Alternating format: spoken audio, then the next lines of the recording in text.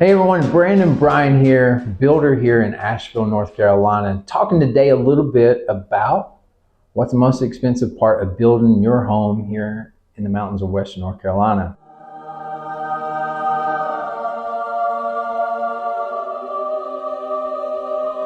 Why is it so expensive to build here? Let's try to answer that question today. It depends.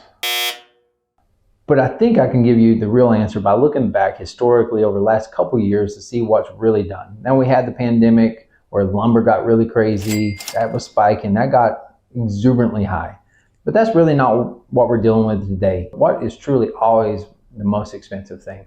We would be talking about site prep and foundation. So we can separate those two. When I mean site prep, let's define what site prep is. That is putting your driveway in, tree removal, grading for slopes, maybe putting retaining walls in. There's a puppy that might get expensive.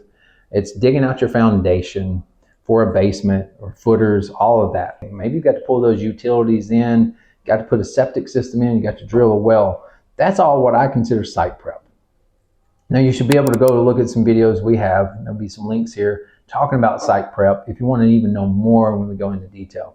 But let's talk foundation, because it really depends on what piece of land you bought. You know, a lot of people come to us, they've only lived on a house that's got a slab. Maybe you've just been in a basement that is truly just all underground with no daylight, meaning we have no windows, doors, it doesn't open up to the world. And maybe that was only 8 foot tall. Our foundations, we go with a 12-foot tall foundation when we were doing a basement. We just find that it doesn't end up feeling like a basement. It gives plenty of light to come in. And most of the time, that is truly a daylight basement. Daylight basement, doors, windows to the outside. You're going out from there, as opposed to just the house I grew up in was a basement underground that had little window wells.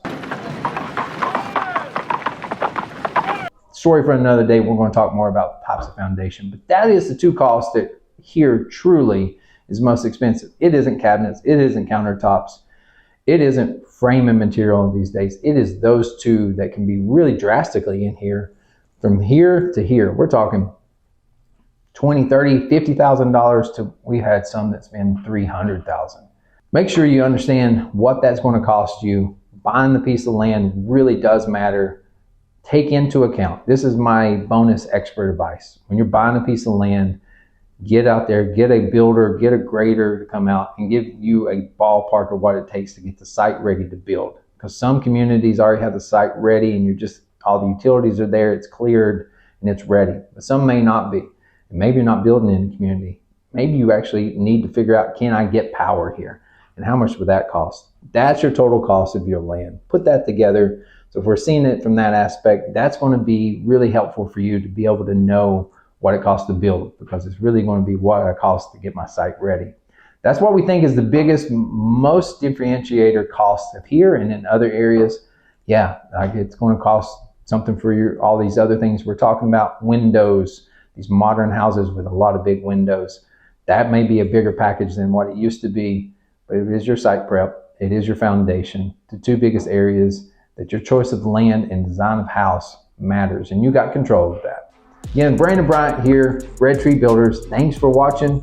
Hope that was helpful to you. If you're looking to build a new home, give us a shout. Love to chat with you.